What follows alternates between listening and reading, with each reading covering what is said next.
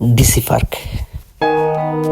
শহরের কোলাহল পেরিয়ে রঙের ডাকে আজ আমরা থেমেছি এক সবুজ ঠিকানায়, যেখানে ফুলেরা কথা বলে আর বাতাসে বাসে বসন্তের গন্ধ।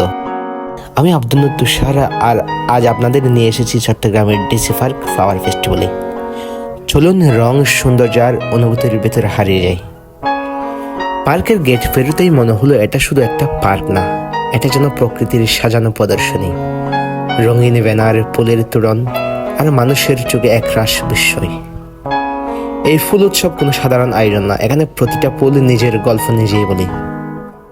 একটা ফুল বলে ভালোবাসার কথা, আরেক ফুল বলে মাটির গন্ধ, এবং অন্য ফুল বলে আলোকে ভালোবাসার সাহস। কোথাও হৃদয়ের আকার ফুল, কোথাও রঙিন আলপনা, কোথাও আবার ফুল দিয়ে লেখা ওয়েলকাম টু ফ্লাওয়ার ফেস্টিভ্যাল। প্রতিটা ডিজাইন যেন শিল্পের নিঃশব্দ কবিতা। কেউ এসেছে পরিবার নিয়ে, কেউ বন্ধুর হাত ধরে, কেউ আবার একা।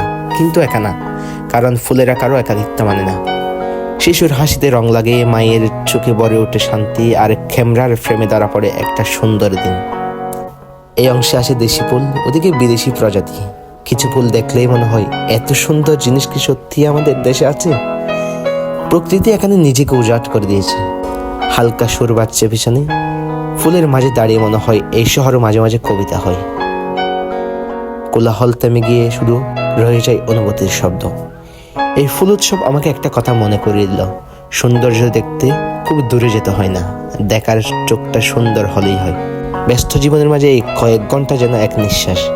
পরিবেশ পরিচ্ছন্ন, আয়োজন সুন্দর, পরিবার নিয়ে আসার মতো নিরাপদ। আর সবচেয়ে বড় কথা, এটা মন ভালো করে দেয়।